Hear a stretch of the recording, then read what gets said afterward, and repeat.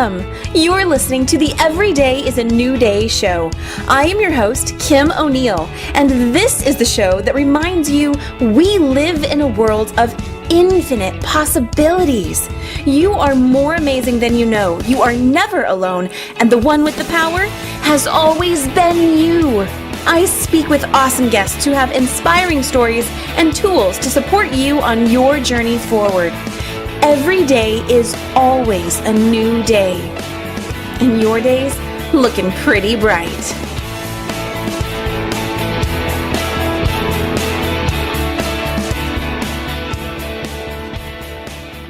Hello and welcome, everybody. If you are tuning in about 10 minutes ago, you know that we did start the show and we are restarting. So because this is going to be recorded, I'm actually just going to completely start over. So hello and welcome. You are listening to the Every Day is a New Day show, and I am your host, Kim O'Neill, and I am a speaker, best-selling author, coach trainer, and host of the Every Day is a New Day show here on bbsradio.com, as well as over on Facebook Live.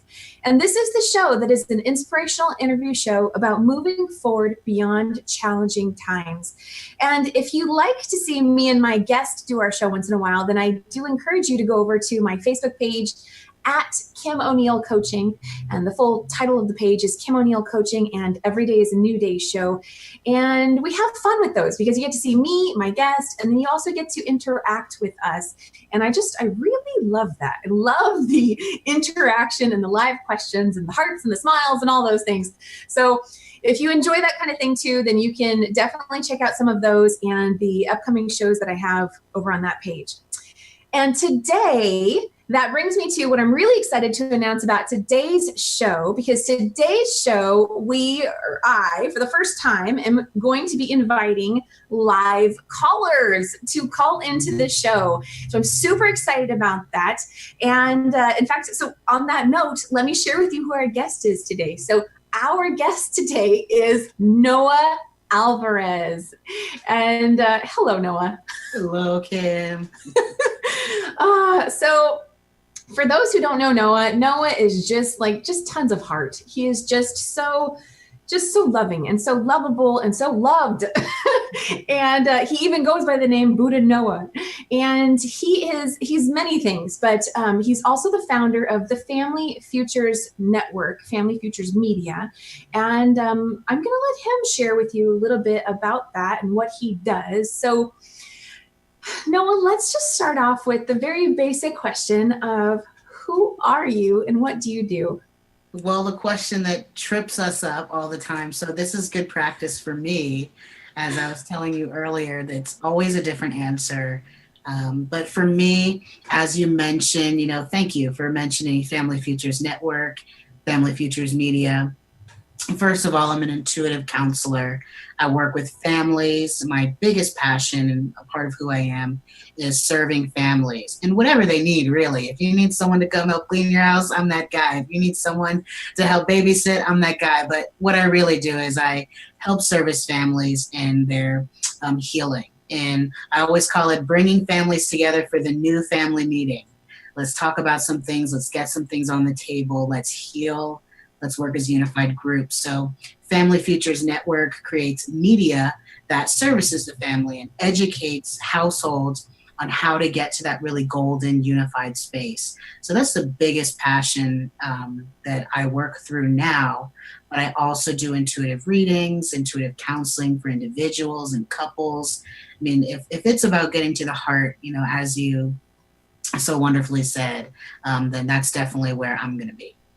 Okay, so I totally have a question I want to ask you already, but because I know I'm just going to totally get wrapped up in the conversation, for those that want to call in, and I hope that you will feel inspired and excited to call in and ask us questions, share with us your thoughts and comments. You can call in live to Station 2 at 888-429-5471.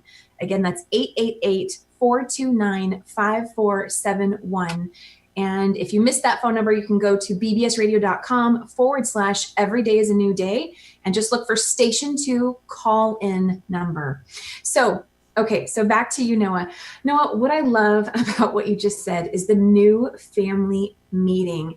And I got to be honest with you, that's not something that my family ever did. And yeah, in fact, when I think about it, the only example that I ever had of a family meeting being a thing was from watching TV shows and seeing some families do that. I'm like, well, that seems odd. A family meeting? Like, what's that? Mm-hmm. Absolutely. And it's interesting because I grew up, it was always when something was coming up between mom and dad, someone got a bad grade on the report card, someone was getting in trouble. It was me and my two siblings. There was a family meeting. It was kind of rang down the stairway, family meeting. And there was always going to be someone was in trouble or there was a big life change happening. So that's the way that a lot of families all over the world are actually talking to each other. They're kind of setting that little bit of time aside, but it's usually when there's some sort of drama involved. So if you didn't have that meeting, that's okay. Some of them are a little traumatizing, and you kind of avoided a little bit of that. Well, thank you for that. And on that note, something that I've started to do more of, which really speaks to my heart, is speaking to youth in elementary schools and connecting with them and inspiring them. And someone just brought to my attention, a close friend of mine just mentioned today how, because I shared with her some of the positive reactions that I'm getting from them. And I'm really loving it. It's really good for me to experience. But she pointed out to me that for a lot of kids, when she was a kid and even today, and it makes sense, a lot of kids don't necessarily get spoken to by adults unless they're getting in trouble. Absolutely. And so to have someone to talk to them for a positive reason and to listen, to hear them, to see them, what a difference that can be. And it sounds like you're creating that kind of a space, but for the family as a unit. Yes, a big part of what I do is, I get the call and it's usually a mother or a father that's saying, my family, there's one of our children has gotten into drugs, or one of our children has run away, or, we're getting a divorce and we don't know how to talk to our kids about it. And just last week, a father who was calling me and saying, I want to have a closer relationship with my 9-year-old daughter. I'm getting remarried and I want to connect my new wife and my daughter. So there's a lot of difficult conversations that families want to have, especially parents and even just couples, that they want to have. And sometimes it takes that third party that they can trust, that they feel can really support them and understand where they're coming from, just to get important points across. So whenever I get a call from a family or from someone who's representing a family, a mother, a father, I take it very seriously, because it takes a lot just to acknowledge and to set aside the time to want to improve upon the family as it is. Because, we get into our habits, we get into our routines, our everyday schedules. But when things come up, where do we go to actually get help? And so I try to be that person, and that's kind of been my calling or been my focus as I've developed as an intuitive counselor, to not just focus on life coaching and just focus on the individual, but most individuals have families that the drama is coming from. So it's been a really powerful journey and I'm really grateful that people allow me into their home and into their space to support them, because bringing someone into your home can be a little scary. And I always say I'm guilty of that. I don't have enough people over at my own home. And I'm going into everybody else's home. So that's kind of been my New Year's resolution, a little bit of bring people around my world too, because I want people to see how I'm living and how I'm doing as well. So I know it's tough. As you go into people's homes, do you start to feel like your extended family? Cousin Noah, absolutely. And I want people to feel that way. If you're trusting someone, even outside of paying for services or outside of investing in some sort of spiritual guidance or family consulting, I want a real relationship. I wouldn't do this if I didn't feel like people would allow me to get close. So I'm looking in your fridge. I want to go in your closet, not to be nosy, but to be of genuine help in a way that can be intimidating to have someone come in and see what you're really like and how you're really living. But it's the only way we can really get service in our soul appropriately. That's so awesome, Noah. And yeah, I totally see how it takes a lot of courage for a parent to say, look, I need some help. I feel like we're kind of reaching a turning point where more people are getting to that place where they are opening up and asking for help and reaching out to outside, service providers. But there's still a lot of people who feel like, no, I can handle it. I can take care of it. Even if it means 20 plus years have gone on and nothing's changed. Yes. They think they've tried everything and yet they've still never actually asked for help outside of just whatever they can come up with. And I can understand how that would feel like, maybe it would feel like a blow to the ego, or it would feel like you're not competent enough. But this is where I go back to, there's, as awesome as each of us are, because I believe that every single person is just so amazing, we still don't know everything, and that's just okay. That's just how it is. And that's why we have different people who have different skills and different strengths. And it's so obvious how much of a strength your heart is to be in service to people. Yeah. And so yeah, if there's anyone listening who's thinking, maybe you've noticed that things aren't working the way that you've been trying them. And maybe even you've reached out to some other people, but you haven't quite connected with the right person. Because I know years ago when I was married, and needed counseling, it's like, well, we tried one person and that wasn't quite the right fit. And we tried another and that wasn't the right fit. Finally, the third person was the right fit. And it might take a few tries to find someone that you connect with, because it is a very personal thing to be allowing someone into your world, not let alone your mind and your heart, but your physical home. That's a big deal. It's tough, and you mentioned just trying to find that right fit. I'm working with someone who, an older couple in their 60s who, just to give an example, decades ago, they saw marital counselors. They went through 2, they went through 3, they went through 4, and just couldn't land in that heart space. And sometimes it takes a little bit of that aggressive, as I say, cousin Noah, that cousin kind of love where people give you permission to really speak as an outsider looking in. And, I think some providers, especially in psychotherapy, tend to be a little bit on the strict side. There's this rule book they have to follow. And I think it's so amazing that there's so many coaches or so many healers that are opening up and feeling really confident to deal with entire families. And that's really my mission, and what I feel my purpose is at this time in my journey in life, is to really inspire and empower coaches, healers, anyone with that heart-centered gift. If you're working with individuals, if you're working with women specifically, or men or young people, get their families involved. I tend to have a rule when I work with a family that everybody is going to speak to me individually. Everybody is going to have their personal time, because it's not just coming together in the family meeting and then you're on the spot of, I need to talk about my childhood issues, or I need my parents to forgive me, or I need to talk about this. But I want to make sure that every person feels that they have someone in their corner.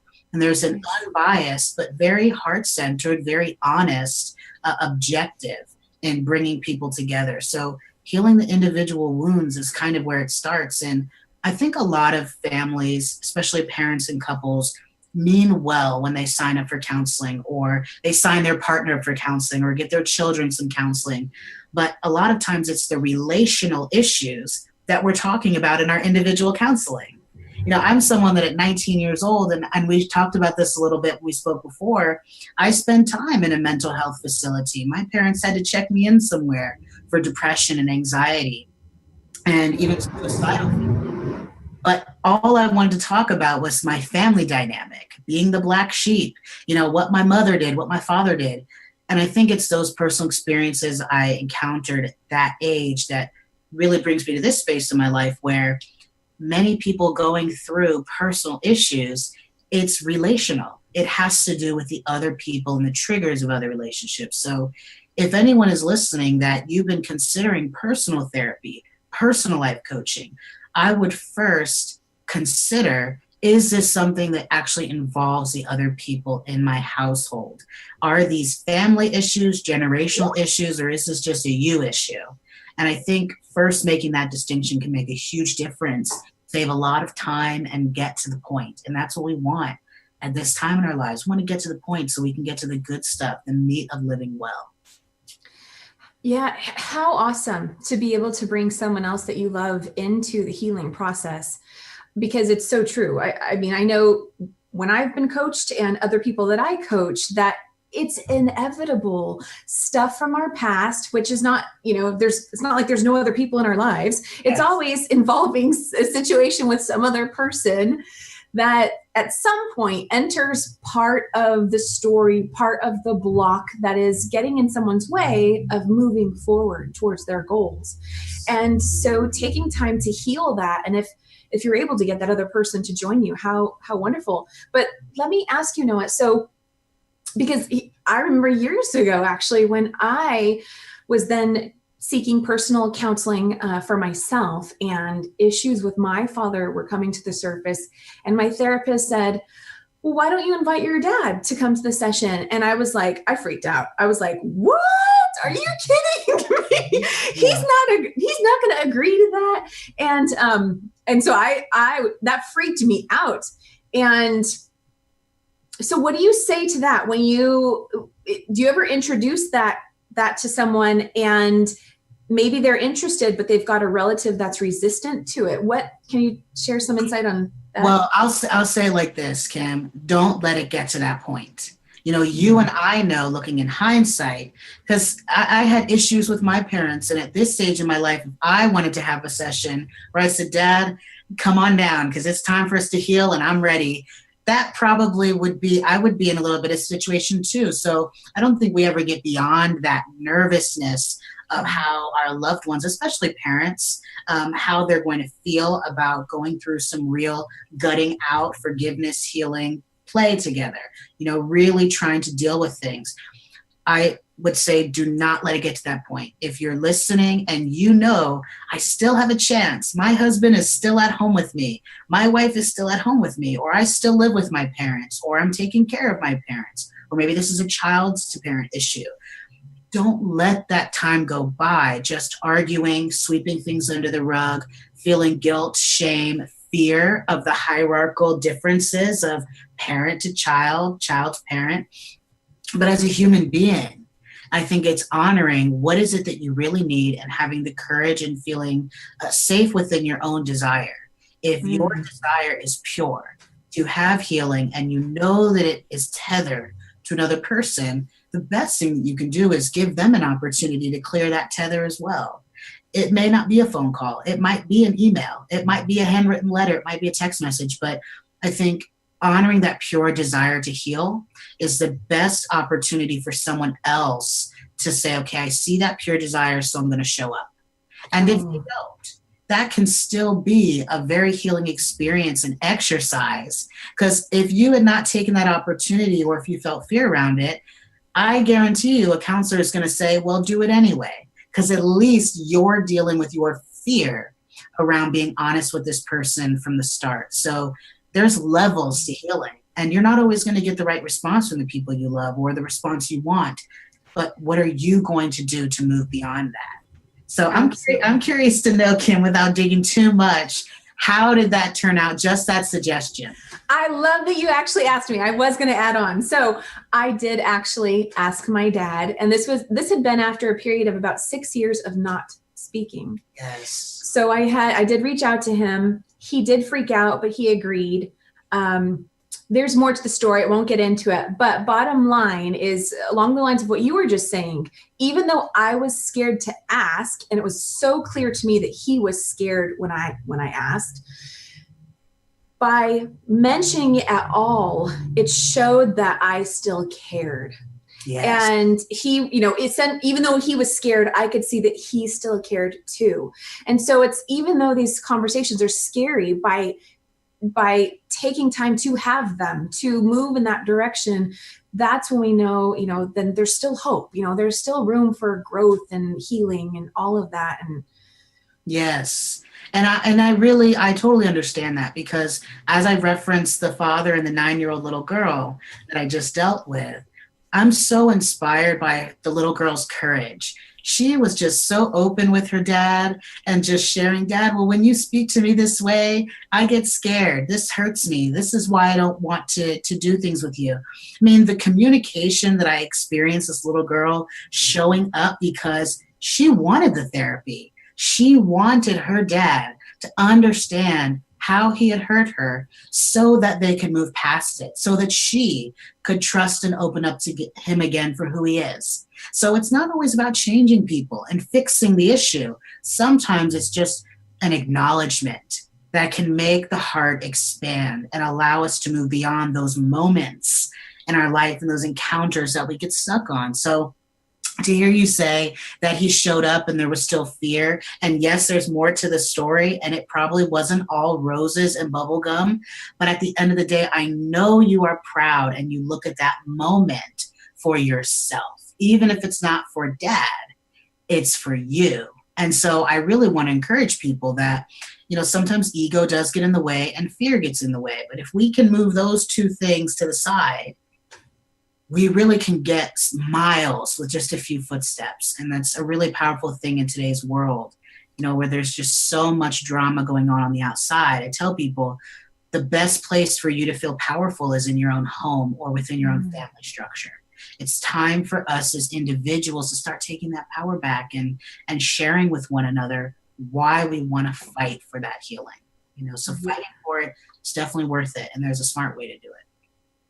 Absolutely. So we're not going to go to a break just yet, but I do want to remind listeners that we are taking live calls. So if this is intriguing to you, if you have any questions regarding your family and healing and anything that's coming up for you as we speak, we are certainly open to your questions. You can call in to us at 888-429-5471, and we'd love to hear from you. So Noah, I want to ask you, we're going to take this in a little bit of a different direction, but I'm sure we're going to just come right back to all the family stuff, which is awesome.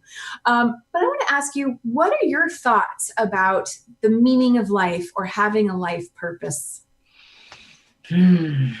Well, when you ask that, the first thing that kind of just comes through my heart is the idea that purpose doesn't necessarily come from what I'm doing, the work that I'm doing. I've really started to honor the desire in my heart to serve a purpose just from who I am. So, and I've even been giving this meditation to myself every day. I want to receive just for who I am, not for what I do.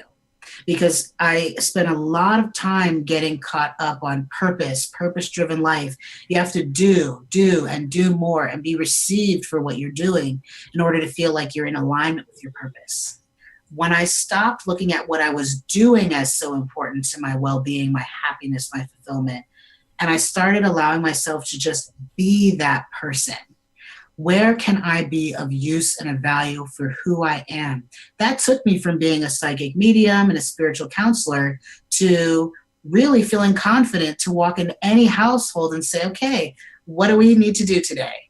Where do we need to go? So purpose for me is the freedom to be fully me, is the freedom to work, I'll put air quotes around it, my gifts, my talents, but really that's just my expression of love and of comfort on this planet. So I think that walking in your purpose can only happen when you are walking fully comfortable and confident as yourself.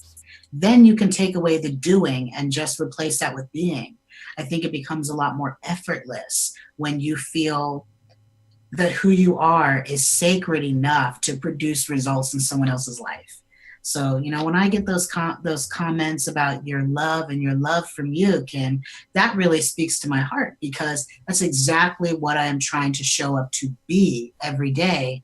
So to know that it reflects to one person, great, I'm fulfilled. I don't have to chase purpose if I just chase being myself. And that has created opportunities to do many different things from the heart. And I was even saying on Facebook Live the other day, 4 years ago, I was a psychic medium. 2 years ago, I changed that title to life coach. 1 year ago, I changed that to family interventionist. Why? Because that's where my heart was flowing and the energy was flowing from me purely at the time that I shifted those titles. It's not about what I do. It's just about, is who I am useful to you in this moment? And if not, there's somebody that can use something that I've got. That gives you a lot of room to play, a lot of room to relax into how you show up in the world. I absolutely love that. And I agree with that. And I want to ask you, was there I'm trying to find the right word. Was there a tipping point for you where you realized what served you most so that you can operate from the space of who you are versus what you do? Does that make sense? Yes, it makes perfect sense. Because when you say that, what allowed me to do that? What allowed me to flow more freely in who I am rather than putting on pressure on a job, especially in the healing industry? There's so many titles and there's so many descriptions that we're trying to, what's the right way to say this to get someone to believe that I can help them? When I let go of that and I just started earnestly asking the question without fear, what do you need? I had to believe that there was something I could contribute, if not everything. Instead of thinking I have to solve everyone's problems because I'm the guy now, it's more in the moment that someone chooses to open up or chooses to give me an opportunity to be present, I just want to be fully present. If there's something I can do for you, I want to do it. If there's things I can't do, I'm going to tell you that, because it's going to allow you to lead yourself to the right answers or to the right people to support you. So not trying to be everything to everyone, and not trying to be everything to just one person. I think being authentic in the moment and being present, there might be a different job description every day if I'm being present with the people I meet every day. That's why I said in the beginning, if you need a babysitter, I'll do that. If you need someone to come in and help you organize your closet, if that's what's going to bring you peace, then to give you time to think about yourself, be more clear about the decisions you're making, then why wouldn't I use that opportunity? So it's not even about what I do. I think it's more about the spirit in which you do it that rubs off on people and creates the memory of healing or the opportunity to heal. So I just have to work on myself every day. And if I do that, there's always going to be opportunities to reflect that and to show that and to validate that to myself. I love that. So we're going to go ahead and take a break. And when we come back, I want to ask Noah about what every day is a new day means to him. And then I also want to talk to you about your self-care, because it sounds like, and I know, that what you're talking about requires you to then be tending to your own needs so that you can be of service to others. So we'll ask Noah about those things. And I also just want to leave with, I forget how you just phrased this, but yes, Noah, your lovingness absolutely rubs off on people, because what I've noticed is from our last show, you've like a lot of people who actually heard the show and heard of you from the show have connected with you since. And I just always get like, oh, I love him. Oh, you're going to talk to him again. Oh, I love him. Yeah. So, so for those listening, feel the love. Yeah, feel the love. There you go. Okay, so we're going to take a short break, and when we come back, we're going to talk more with Noah. And if you would like to call in, please do. We're at 888-429-5471, and we'll be right back.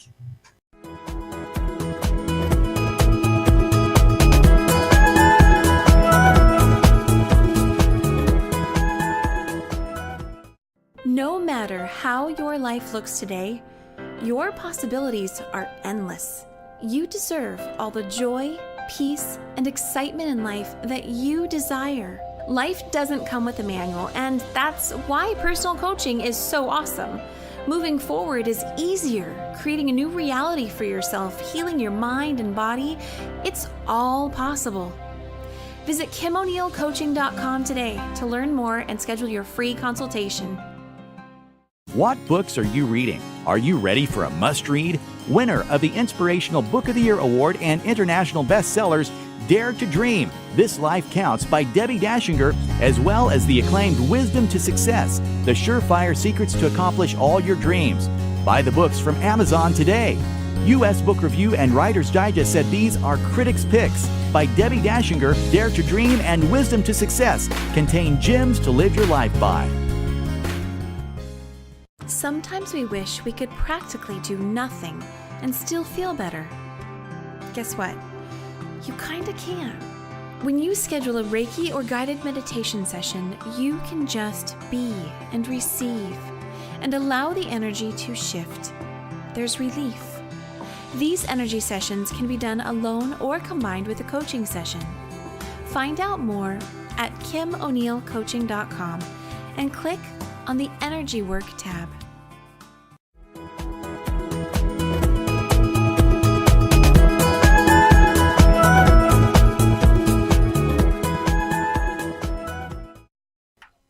Hello and welcome back. You are listening to Every Day is a New Day with your host, Kim O'Neill, and my guest, Noah Alvarez of the Family Futures Network. Yes. Hello, Noah. So, just one quick announcement. So we are halfway into the show, but if you're listening to us live, we are just a little past the halfway mark of the hour. And so the next show after us, which is J. Lewis Mills on the Level, is going to be starting about 5 to 10 minutes after the hour if you are listening live today. So stay tuned. His show is absolutely still starting, but we're just going to make sure that we get the full hour for our show as well. So thank you for being here. And again, a reminder for everyone listening live that we would love to hear you if you'd like to call in and ask Noah questions or share any comments at all. You can reach us at 888-429-5471. So, but let's get back because I just absolutely love speaking to Noah. Like seriously, just feel it. Do you feel it? Can you feel it? I hope you can. Okay, so Noah, so 2 questions I have for you. The first one, this show is called Every Day is a New Day. And I want to know, what does that mean for you? Every day is a new day. Well, it's not surprising that I would be getting this question or just being on your show today, because my focus, my entire focus these last couple of months has been on truly living in the now, living in the present. And even though it's every day, every 24 hours, it's a reset. For me, I truly try to live moment to moment to moment. So hearing every day is a new day is a genuine reflection of the regenerative, restorative property of the heart, if you make the decision to connect your mind to that. And I think that's been one of the greatest principles of healing of all for myself and what I try to share with others. So it's very close to the heart. It's very fitting for this journey that I'm on of just honoring the regenerative property of choosing to wake up every day and being grateful to wake up every day, and knowing that if you're free, if you feel in control, if you feel you know yourself, you feel safe within yourself, then every day is truly going to be not only a new day, but it can be a great day. And I want more of us to feel that way. Wow. So I know occasionally I think many of us have heard of Eckhart Tolle's book, The Power of Now. And I know for myself, I have these moments where I have to remind myself, wait, no, be in the present moment, right? Because it can be so easy to jump ahead to, tomorrow or a week from now, or, whatever other things that maybe we know are happening, or maybe things we don't know that are happening, but we think we know are going to happen, right? And we start to project and create from the space of, well, what if, and is this whatever, we can get all caught up in that. Or we do the reverse, right? We go backwards and we spend a lot of time thinking about yesterday or the last, 10 years ago, or, right, things from the past. So you make it sound so easy, Noah, or you make it look easy at least. Well, you know what? I've just dealt with so many people, thousands of readings and sessions that I've done over the last couple of years. I've met so many people, sat in so many homes, and especially in the LA area. The number one constant that I've observed and interacted with in meeting people is they don't show up fully in the present. So there were always regrets. And I think that healing is truly about healing the memory of how we feel something did not go as planned or as we feel it should have in our past. And so in dealing with healing and helping others heal, it's truly being in the present, showing up fully with what you want to say, how you want to say it, really mean what you say and say what you mean, and not feeling guilty about the truth of those feelings. And then, yes, sorting out the logistics of how that makes people feel and how those relationships might change after you actually show up.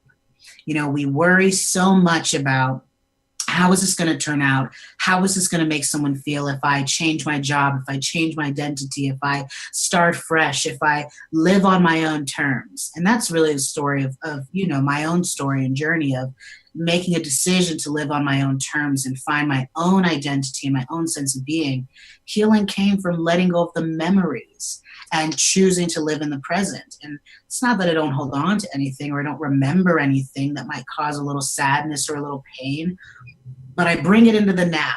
I bring it into the present. How do I apply what I've experienced to make a step now, to do what I'd like to do now, to say what I need to say now? Any pain from the past is honestly now just a mirror to not making that same choice or feeling helpless or feeling small like I may have felt at 12, 13, 14 years old, 20 years old, 25. You know, it's one of those things where healing comes from honoring your experiences rather than holding on to them, living through them rather than you know, seeing them as blocks or obstacles that you've gone through. They're stepping stones. They're absolutely portals. We're jumping through that. Every time we think about the past, I'm jumping to that inner child. I'm jumping to that past self. When I think about the future, I feel like I'm jumping to my future self and having conversations saying, hey, I see you 10 years in the future. You doing good? Great. Help me out now because I know I'm going to make it. Help me. When I think about the past, it's going to that child at 7 years old that was hurt and saying, it's going to be okay. You made it. So it's almost like time jumping. It's like knowing that living in the now and living in the present is truly the way to stay healthy, to stay whole, to keep going. It's the only way you can. I love what you said about healing the memories, because what came up for me, and in just a moment here, we're going to get to our first caller. So excited. But what came up for me is that I've found that a lot of times we have to release the expectation we had of how something we thought was supposed to go, when really maybe it never was supposed to go this way that we had in our heads. And really, what if nothing is wrong at all? The way that it happened was maybe how it was supposed to happen, because there's information and insight and wisdom and so much more that can come out of that if we just allow and accept it to be the way that it was and operate from that space, which I know I used to struggle with in a big, big way. But that's what came up for me. So let's get to our caller. It looks like we have Susan on line 1. So hello, Susan. Hi, Tim. Hi, Noah. Hi, Susan. Thanks for calling. Yes, Susan, where are you calling from? I am calling from Rhode Island. Wow, this is so awesome. So for those that don't know, Noah and I are all the way in the U.S. on the West Coast, and Susan, of course, is on the East Coast. Susan, what made you want to call in tonight? Well, I wanted to let Noah know that I caught him live on his Facebook page yesterday, and the conversation is still staying with me. And I wanted to say that I think what he's talking about is so important. So I just wanted to have him go a little bit deeper about showing up and just being who you are. I love when you say, you know, I was this, I was a psychic and I was this and now I'm this and maybe tomorrow I'll be something else, right? It's about allowing yourself to just be. Yes, Susan, thank you. Thank you so much, because I really feel that you're holding on to that, and I feel so honored that information and that sentiment got to you. So thank you for sharing. And just to honor your question or your feeling, if there were anything that I could add to that thought, it would be, how do we do that, right? How do we honor who we are? If who we are, we want to give it room to constantly change and grow and evolve. And I think that ties into what you and I were talking about, Kim, is not holding on to any period of time in our life with expectation of, or that, movie of how it was supposed to go. I'm always trying to change, always trying to grow, always trying to listen to my deepest soul thought that is inspiring me to go where the energy is. And I think that if people go where the energy strikes, go where the energy inspiration is happening for them at that moment, I don't think that could ever really steer you wrong. Even if it becomes a challenge or if it's scary or difficult, if you go where the energy is flowing, you at least know you have energetic support to sustain you. So I'll use an example, going from being a psychic medium to moving into family therapy. I didn't get a degree for that. Nobody told me, Noah, you're good enough or you should move into helping families, especially, and I rarely share with people my age, not even being in my 30s yet. And the reason why I share that is because there are so many people who use age, qualification, gender, race, these identifiers, class, whether they grew up in poverty, whether they grew up with a single parent. There are so many things that happen in our life or try to place us in our life. And I think for me, my freedom and my true soul healing and self-love and confidence came from not needing any specific identifier or any classification or any qualifier to go where the energy was striking hot. Does that make sense to you, Susan? How does that feel to you? Because that makes so much sense, and because that's how I flow. That's what I do, and but so many struggle with doing that, and so yes. You articulated it so well yesterday, where it just really deepened,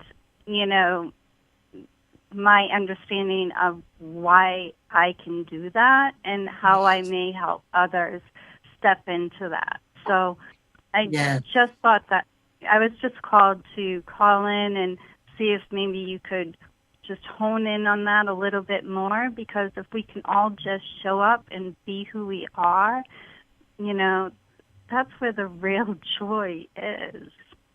Absolutely, Susan. I totally am on the same page with you.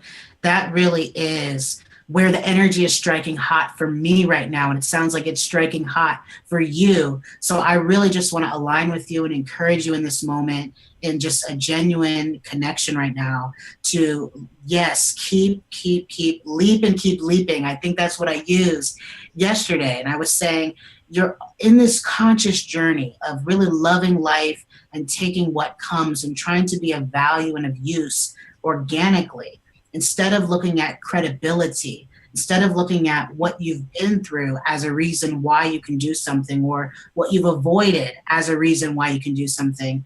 Just go where the energy is going. If your heart is moved in a direction towards someone or something, take that step and let the energy settle. And then the energy is going to rise again once you've taken that step. So hopefully that lets people feel confident in moving your feet and allowing yourself to get from one point, seeing where the energy flows, getting to another point, then seeing where the energy flows. I don't think you can plan life when you really truly follow energy and you give it time to settle, give it time to, rise up. And I'll say this. Anxiety. That's one of the biggest things that holds us back from being authentic, showing up fully. I was telling someone the other day, are you dealing with anxiety, or is this just energy? Is this anxiety, or is this just energy in your body that you're feeling that might be telling you to go or to stay? And maybe it's time to stop using the word anxiety so much and feeding into that and shift that language to energy. I'm feeling energy in my heart. I'm feeling energy in my gut. I'm feeling energy in my head that I can't get out. That's a big one. When you start using powerful words and replacing the language that holds us back, that gives us our physical body permission to move. So many of us feel held back by the anxiety of calling mom, calling dad, calling the therapist, signing up for that program, starting to work as a healer, whatever it is. The energy inside of your body is going to tell you whether to stay put and do a little bit more energy work on yourself to get ready, or to go. And I think following the energy as it settles, it's like I said, it's never steered me wrong. Kim, has it ever steered you wrong? No. Exactly. I Yes. And it's okay to change your mind, right? Yes. It's just okay to change your mind. If the energy is if you feel complete with where you are, it's okay to just move on and not stay. The completion of the journey. And there's so many cycles, so many things that we can complete, especially bring it back to family. I don't know why that feels so important today, but some of us need to just say it is finished. Some of us need to say it is done. The energy is no longer in that space for me to focus on it and work on it. So not everything is going to feel fully healed, but honoring that the energy is no longer resting there for you to focus on it is healing within itself.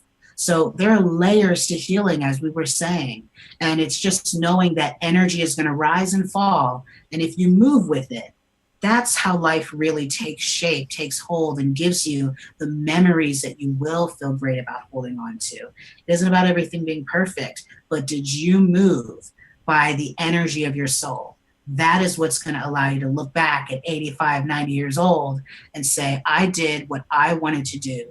I was free, though I was not perfect, though everything didn't move smoothly. I moved.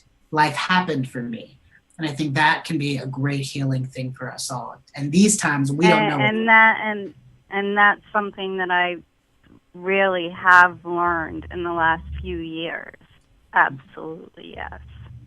Thank you, Susan. Thank you. We appreciate you. Thank you so much for calling, Susan. All right, bye-bye. Okay, bye, Susan. Oh, Noah. Okay. Love her. Yeah, that was fantastic. Yes, love Susan. So one of the questions that came up as you were speaking is, okay, so you asked, has following the energy ever steered me wrong? No, but I know that there was a time when I didn't even know what that meant and didn't quite know how to fully connect with my emotions, even though if someone would have said to me back then, you need to learn how to work with your emotions more, I would have been like, what are you talking about? I know my emotions. I'm connected to them, right? Mm-hmm. Because I was operating from more of a head space and identifying my feelings in terms of, oh, I'm happy, I'm sad, I'm mad, I'm frustrated, right? All the basics there, but not really getting to the core and the root of them and understanding how different, something I might be feeling today is maybe actually, like you said, connected to something from the past. Yes. And not understanding that I can say it's done and I can cut that tether, that cord. And now from today, maybe I can heal, take time to heal that, but no longer still bring it into the present as if it's still an active thing. So for those people who are maybe in that space of thinking, maybe in some way they understand what you mean by following the energy, but maybe they kind of don't. Are there any thoughts that come to mind of how you can direct them to start to understand or connect with what that experience is like? You brought up something, I think you spoke it really well when you said, talk about emotions. That is the first place that we start. Most people, I think, do come from a space of thinking they're feeling into their heart, but they're really just feeling into their brain. They're feeling into the thoughts they have about a person, place, or thing, a situation. So I would look at it by saying this. Yes, I'm angry. And instead of saying I'm angry, but I'm angry and. Okay. Add to that. Go deeper than just those surface thoughts to get to the true feeling about something. Yes, I'm scared, And, well, what else? You're scared, and what else surrounding that thought? What other information can you extract from your own experience and your own feelings? So I think sometimes we just don't go deep enough because the emotions stop us dead in our tracks. Don't let anger, don't let fear, don't let, being cautious or, feeling sketchy about something or feeling just not able to get somewhere. Don't let that stop you. And just like on the other side, don't let excitement make you make all your decisions. Just like in love and relationships, we're excited about someone. That does not mean that you should settle for this person or be with this person. So I think it's going beyond the thought of how we feel about something and moving into, well, what does this feeling actually do for me? I'm excited, and this person has been really good to me. I'm excited, and I know that I'm ready to move into this space in life.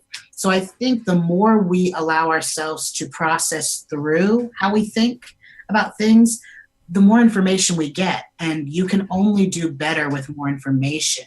So sometimes our feelings are so overwhelming, and sometimes our thoughts are so overwhelming that we don't let the energy kind of settle where it needs to. So giving ourselves time to go a little bit deeper before taking those steps. It's the difference between feeling like you're running a marathon and feeling like you're running a sprint. You have to decide what kind of person you are, so to know how quickly you can move through your feelings and emotions. For me, I'm a marathon person. The thoughts and feelings that I have, I tend to look at them from the perspective of the long-term game of my life and how I want to feel, like I said, at 85, 90 years old. So the decisions I make, I'm letting the energy move me in a long-term perspective. Kim, you might be different. You might be someone that's more of a sprinter. I have short-term goals. I have things I want to accomplish tomorrow, next week, and next month. So the emotions and thoughts I have are going to serve a short-term vision. So hopefully that makes sense to listeners. Determine what kind of person you are. What do you really want to accomplish by understanding yourself? For me, it's to make decisions that allow me to live a fully free life. For some people, they just want to perform. They want to do the best, be at the top, and that's what's going to make them happy. There's no shame in that. So you first kind of have to know who you are and why you're living. Why are you waking up every day being a new day? When you know that, your why, it's easier to start placing your emotions and they can serve you better. Are they serving your vision for your life, or are they taking away from your vision for your life? I love that. Okay, so 50 million other things came up, and but we're getting down to the end of the show here. I was at least going to focus on one of them, and it just started to walk away. Maybe it'll come back. So let me just ask you really quick, because I did say before the break that we took that I wanted to ask you about self-care, because like you just said, you have to know yourself first to be able to, to do other things. So what does self-care look like for you? Right now, in the short term, self-care for me is eating better. Self-care for me is cooking more. Self-care for me is learning new recipes and being inspired by food and using food creatively rather than just something to get by that I'm not really conscious of. For me, that is my number one form of self-care that I'm working on to really get better at. Something that I'm really good at doing is taking space. You don't have to teach me how to take space. You don't have to remind me to take space. That's my go-to, is I know how to go in the cave. I know how to spend time in meditation. I know how to spend time journaling and honoring my thoughts and processing through them. Another great form of self-care is knowing that you are not just one energy. You're not just you. But I look at the mind organ, the heart organ as two different things. The body organ as another thing. So I tend to view myself in three parts: mind, body, and spirit. So taking care of each of those separately, meditating and connecting to each of those parts of me separately. Sometimes it's as simple as body. What would you like to eat today that's going to make you feel good and nourish you and make you feel healthy today? Mind, what would you like me to do in order to feel healthy, nourished, and full today? Spirit. So for me, separating mind, body, and spirit and honoring each of them, that's probably my biggest form of self-care right now. Wow. Thank you for sharing all of that, Noah. So we are at the end of the show, and although, like I said, I had about 50 million questions, other questions that I could ask Noah, we're going to wrap it up here. So Noah, thank you so much for being on the show today. And what is the best, real quickly, what's the best place for people to go to find out more about you? Yes, BuddhaLifeCenter.org. BuddhaLifeCenter.org, my personal website where you can get to know me and even book sessions with me. Wonderful. So thank you so much for all those listening live and on the replay. Please reach out to me or Noah. You can find more about me at KimO'NeillCoaching.com or on Facebook at Kim O'Neill Coaching. Remember that there's always hope. Every day is always a new day. And you can experience that new day when you know who you are first. Yes. And with that said, we're going to sign off for now. So thank you for being here, and until next time. Until next time.